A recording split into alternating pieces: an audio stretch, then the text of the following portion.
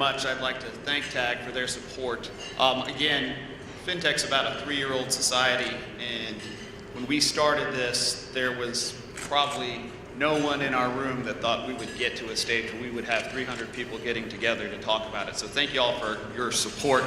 I want to thank PwC for sponsoring the Lifetime Achievement Award and FICO again for helping with this event. I want to talk to you all a little bit about the role of FinTech and what we're trying to do next year to improve our service to this community. In years past, and this year included, we've done a lot of get-togethers. Let's try to get the collective building, panel discussions, information discussions, and we will continue to go down that route. But I know that feedback that we've received from the large industry participants has led us to recognize we need to do more. So, in partnership with TAG's Cap Venture program, in 2013, through the sponsorship dollars that are paid for FinTech and through the attendance money that we raise for events like this, to build the innovation collective around FinTech in Georgia, we're going to start offering a $100,000 award to the best financial technology innovation that's coming through Cap Ventures. What we want to do is encourage entrepreneurs, PhDs who are thinking about doing something in big data, security, to think about FinTech. Think about the collective we have here with industry executives and start building towards that. We will look for your support to find not only these innovative companies, but also to help us get them to grow so that we can combat the inroads that Bay Pay and the Valley's trying to make into the innovation in payments and continue to be the leader for payments globally. With that, I'd like to bring Paul Garcia and David Mangum up. What I like, David, you ready? One of the reasons that Paul was chosen as this year's recipient of the Lifetime Achievement Award is for global payments leadership in developing early stage technology, their participation in helping fund these ideas, and being on the forefront of innovation, helping push through legislation here in the state of Georgia to do the special chartered banks. And with that, I'll turn this over to Paul and David, and congratulations, Paul. Thank you.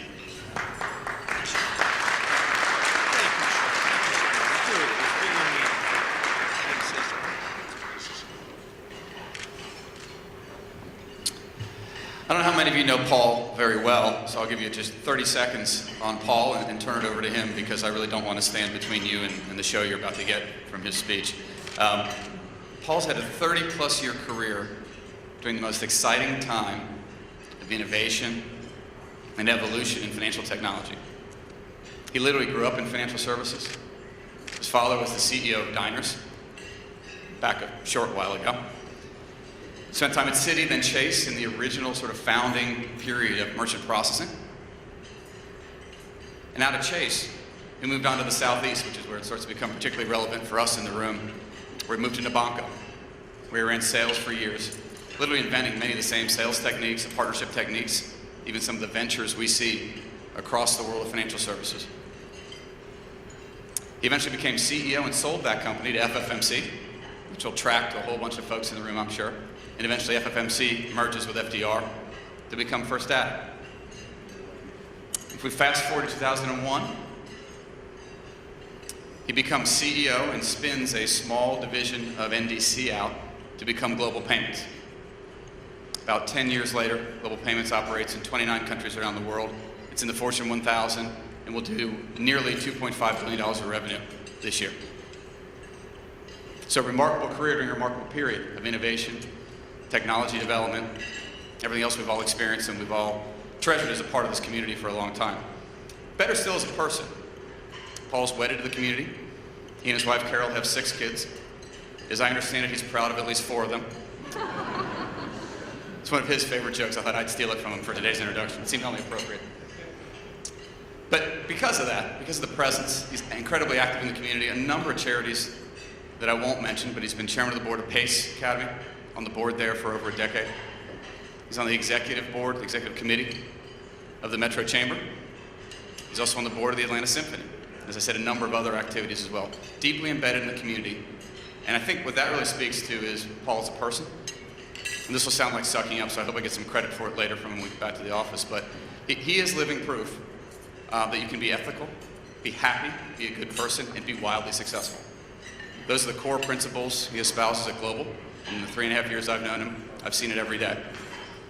The business is about people fundamentally. We tend, particularly in this room, to get pretty focused on technology and the application of technology, and forget that business is done on relationships, with people knowing people, liking people, understanding them.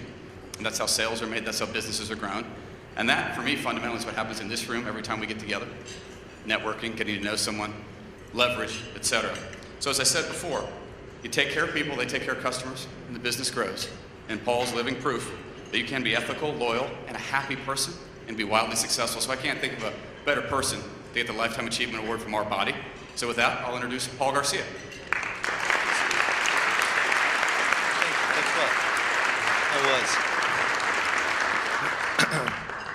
Hello, everybody. Do I have lettuce in my teeth? Can you tell? Thank you. You know, it's when I walked in a little earlier, it was so nice to see so many colleagues I work with currently, and a lot of people that I've worked with in previous positions. Some security analysts, a lot of people we've done business with over the years, and it's just really gratifying to see so many familiar faces. That's a nice thing about growing up in an industry. You get to know a lot of people. Speaking of my colleagues, I have a table full, and to tell you, you know, like most people, when you actually get recognized for achieving something, it's typically that you're just standing on the shoulders of those that are working with you or those that came before you, and that's clearly the case for me. We have some of the smartest people currently, particularly our CIO, Guido Sacchi. I'm going to give him a big shout out. Guido, stand up for a second. I want to see you get some recognition here. He's doing some amazing things at Global Payments, and we're very proud of him. But you know, it's truly you're as good as the people you are fortunate enough to work with, and I've been very fortunate in my career to work with some really smart people. There's another guy over there, Bill McPhail. We worked together for lots of years. He was one of the original NDC guys. I look around this room and see a lot of people that some have currently betrayed us and went to Elevon, but we won't call them out. They're sitting right over there. Yeah, thank you guys. But truly, I've been very fortunate to work with some of the smartest people in the industry. So this award recognizes all of their achievements, probably more so than recognizing mine. When I started my career 40 years ago, data was literally entered with punch cards. Truly. Sears was considered not only the preeminent retailer, but they had more credit cards than all the banks combined at that time. China was a closed nation, and the Soviet Union was very much our enemy. Merchant acquiring, and we heard some people talking about that a great deal today, merchant acquiring consisted of warning bulletins, floor limits, master charge, and Bank Americard. Store proprietary cards basically were the primary way that we charge goods and services. Most stores didn't even accept what they called third-party credit cards. Sophisticated communications technology at that time, because I grew up in the Northeast, was being able to pull off the Garden State Parkway and using the payphone while you're sitting in your car. I thought that was pretty cool. And now as I stand here today, this laptop has more computing power than the average mainframe. Visa and MasterCard are, of course, independent companies with $180 billion of combined market cap. China and Russia are two of my company's most important and fastest growing markets. And mobile payments, a lot's been said about that today and more will be said later, truly does hold the promise of once again revolutionizing payments. Early on in my career, I was lucky enough to be with two companies that dominated merchant acquiring. Chase Manhattan, before it was JPM, and a company called Nabanco that David alluded to. These companies grew exponentially because we employed technologies that no one else at that time did. We were literally, and I was in the sales role, we were literally able to walk into a merchant, offer them significantly lower discount rates because we qualified for a new interchange level that was introduced, no one else did. Faster funds availability, and much better point of sale technology. I thought I was a great sales guy. I mean, it was easy signing up customers when you had that. But it made me realize how important technology is in differentiating you from what you do and what your competitors do. As you know well, Georgia has emerged as a hub of electronic payments. If you total up the breadth and depth of all the payment companies in Georgia, such as First Data, represented here, and that's where both Chase and Nabanco ended up, Elavon, TSYS, Global Payments, NCR, and that's just a subset. There's a number of other companies represented here.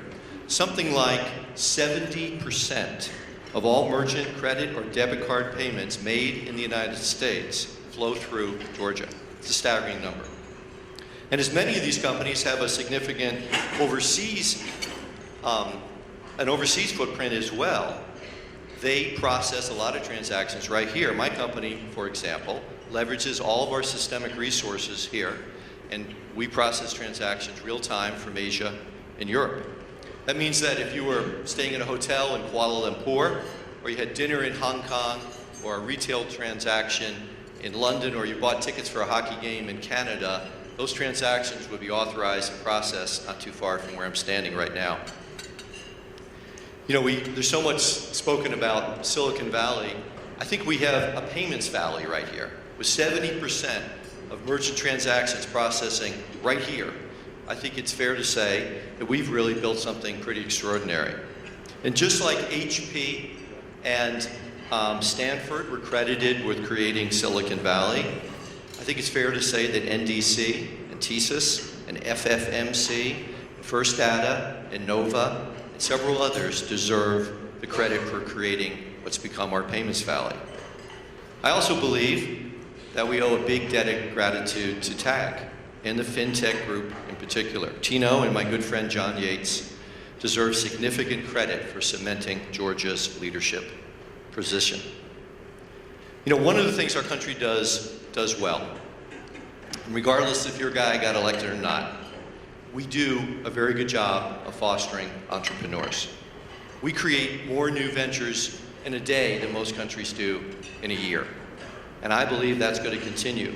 And a lot of those opportunities are going to be created in payments right by people in this room. And I think the future for that is going to be very exciting. So let me just thank Tino. Let me thank Sean. Let me thank the FinTech group of TAG for this great honor. It means a terrific deal to me, and I appreciate it. I'll flame out. Thank you so much. Thanks, guys. Thank you.